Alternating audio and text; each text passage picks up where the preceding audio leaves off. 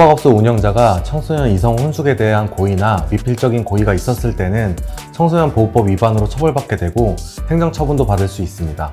청소년 보호법에 따르면 청소년을 남녀 혼숙하게 하는 등 풍기를 문란하게 하는 영업행위를 하거나 이를 목적으로 장소를 제공하는 행위를 해서는 안 된다고 규정하고 있습니다. 위 규정을 위반하면 3년 이하의 징역 또는 3천만 원 이하의 벌금에 처해질 수 있습니다. 청소년 보호법 위반이 인정되면 형사처벌 외에도 공중위생관리법에 따라 영업정지와 영업장 폐쇄명령 처분을 받을 수 있는데요.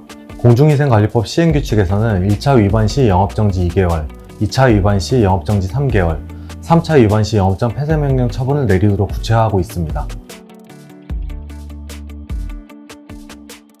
숙박업소 운영자가 청소년 이성 혼숙 사실을 몰랐거나 취하여야 할 조치를 했음에도 알 수 없었던 경우에는 처벌받지 않습니다.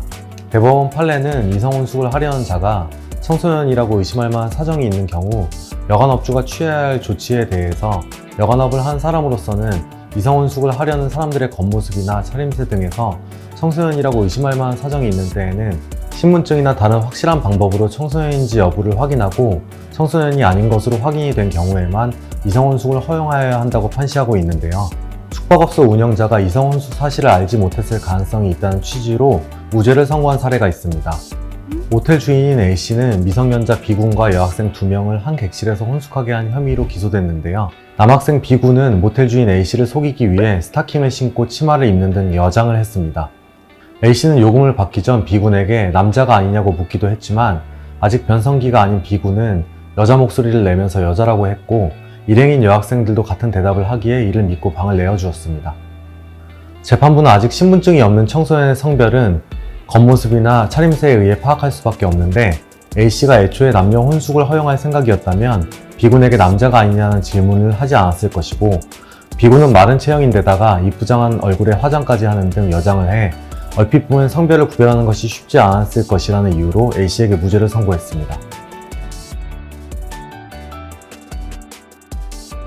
미성년자도 법 위반 행위를 했다면 보고 처분을 받을 수 있고 만 14세 이상이라면 형사처벌까지 받을 수 있습니다. 실제로 미성년자가 숙박업소 운영자에게 타인의 신분증을 제시하거나 위조된 신분증을 구매한 다음 숙박업소 운영자에게 제시해 속이는 사례가 증가하고 있는데요. 미성년자가 타인의 신분증을 제시한 경우는 공문서 부정 행사죄가 적용되고 위조된 신분증을 구매해 제시하는 경우는 위조 공문서 행사죄가 적용됩니다. 형법은 공문서 부정 행사죄에 대해 2년 이하의 징역이나 금고 또는 500만 원 이하의 벌금에 처하고 위조 공문서 행사죄에 대해서는 10년 이하의 징역에 처한다고 규정하고 있습니다.